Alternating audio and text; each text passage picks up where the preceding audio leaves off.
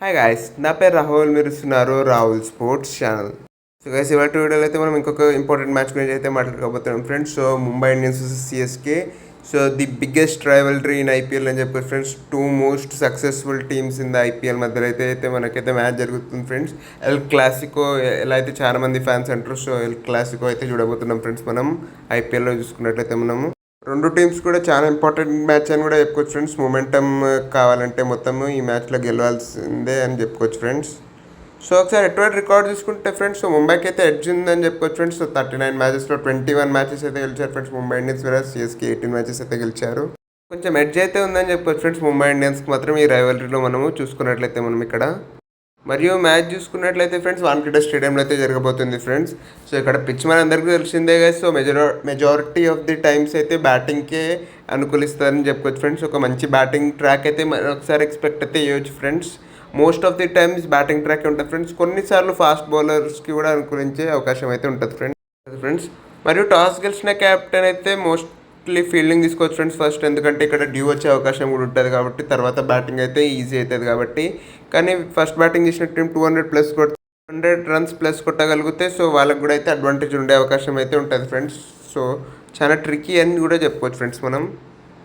ఇంకా టీమ్స్ విషయానికి వస్తే ఫ్రెండ్స్, సో సిఎస్కే అయితే సన్ రైజర్స్ హైదరాబాద్ చేతిలో ఒక క్లోజ్ ఎన్కౌంటర్ ఓడిపోయిందని చెప్పొచ్చు ఫ్రెండ్స్. లాస్ట్ మ్యాచ్లో చూసుకున్నట్లయితే మాత్రం 10 రన్స్ తేడాతో అయితే ఓడిపోయారు. సో బౌలింగ్ పరంగా పర్వాలేదని చెప్పుకోవచ్చు ఫ్రెండ్స్. లాస్ట్ మ్యాచ్లో బాగానే పర్ఫామ్ చేశారని చెప్పుకోవచ్చు ఫ్రెండ్స్. అండర్ 200 రిస్ట్రిక్ట్ చేయడం అంటే సన్ రైజర్స్ హైదరాబాద్ని, అది కూడా వాళ్ళ హోమ్ గ్రౌండ్లో చాలా మెచ్చుకోదగ్గ విషయం అని చెప్పుకోవచ్చు ఫ్రెండ్స్ మనము.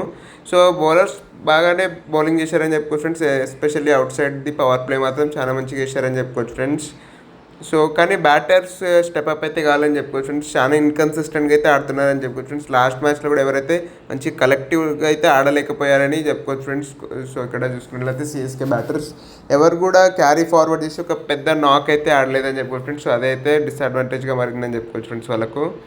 వాళ్ళ కెప్టెన్ రుతురాజ్ గైక్వాడ్ ఎంత త్వరగా ఫామ్ అందుకుంటే అంత మంచిదని చెప్పుకోవచ్చు ఫ్రెండ్స్ సిఎస్కేకి మాత్రం. సో ఎందుకంటే చాలా స్ట్రగుల్ అయితే అవుతున్నాడని చెప్పుకోవచ్చు ఫ్రెండ్స్ ఈ సీజన్లో మాత్రం చూసుకున్నట్లయితే. So Ruturaj top of the ఆర్డర్లో మంచి ఫామ్ అందుకుంటే rest of the batting lineup కూడా మంచి కాన్ఫిడెన్స్ అయితే వస్తుందని చెప్పుకోవచ్చు ఫ్రెండ్స్ మనం. యాజ్ ఎ క్యాప్టెన్గా కూడా మంచిగా లీడ్ చేయడానికి అవకాశం అయితే ఉంటుంది రుతురాజ్కి. ఇంకా ఆయుష్ మాత్రం కూడా మంచిగా ఆడుతున్నాడు అని చెప్పుకోవచ్చు ఫ్రెండ్స్. ఎప్పట్లోనే లాస్ట్ సీజన్ తన ఫామ్ని అయితే కంటిన్యూ చేస్తున్నాడని చెప్పుకోవచ్చు ఫ్రెండ్స్. సో లాస్ట్ మ్యాచ్లో కొంచెం ఇంజురీ స్కేర్ అయితే అనిపించింది ఫ్రెండ్స్. కొంచెం క్రాంప్స్ టైప్ అయితే అనిపించింది. అతను ఈ మ్యాచ్కి ఫిట్గా ఉండాలని అయితే డెఫినెట్లీ అయితే కోరుకుంటారని చెప్పుకోవచ్చు ఫ్రెండ్స్ సిఎస్కే మేనేజ్మెంట్ మాత్రం చూసుకున్నట్లయితే ఇక్కడ. ఇంకా మరియు సంజు శాంసన్ కూడా మంచిగా కొంచెం ఫామ్ అందుకోవడం చాలా మంచి శుభసూచకం అని చెప్పొచ్చు ఫ్రెండ్స్ సిఎస్కేకి మాత్రం చూసుకున్నట్లయితే. సో ఈ లాస్ట్ మ్యాచ్లో ఆడలే కానీ దాని కన్నా ముందు 2 మ్యాచెస్లో చాలా బాగా పర్ఫామ్ చేశాడని చెప్పుకోవచ్చు ఫ్రెండ్స్. ఇంకా బౌలింగ్ విషయానికి వస్తే సో పర్వాలేదని చెప్పుకోవచ్చు ఫ్రెండ్స్. బాగానే వేస్తున్నారని చెప్పుకోవచ్చు. Special Jamie Overton friends.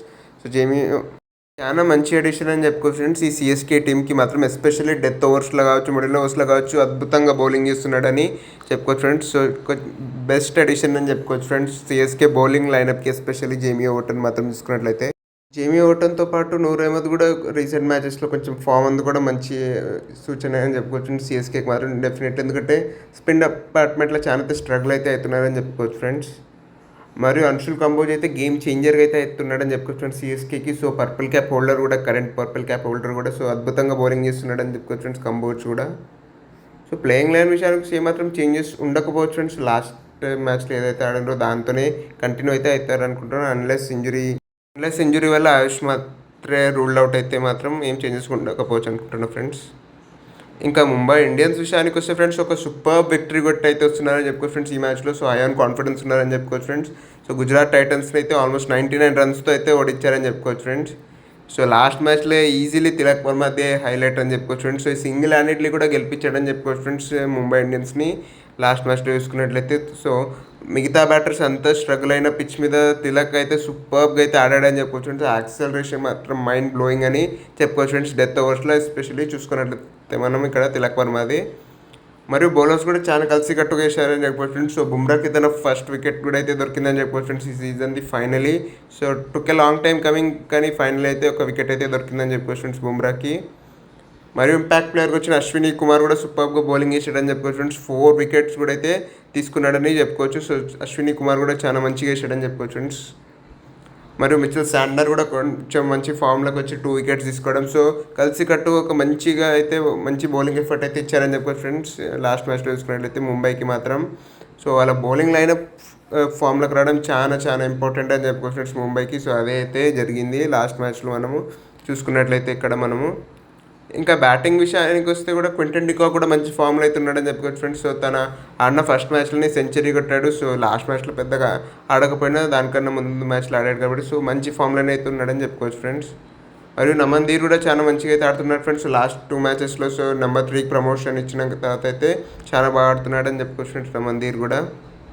So కానీ వాళ్ళ క్యాప్టెన్ నుంచి అయితే ఇంకా కాంట్రిబ్యూషన్స్ అయితే రావాలని చెప్పుకోవచ్చు ఫ్రెండ్స్ హార్దిక్ పాండ్యా నుంచి, ఎస్పెషల్లీ విత్ ద బ్యాట్ చూసుకుంటే మాత్రము.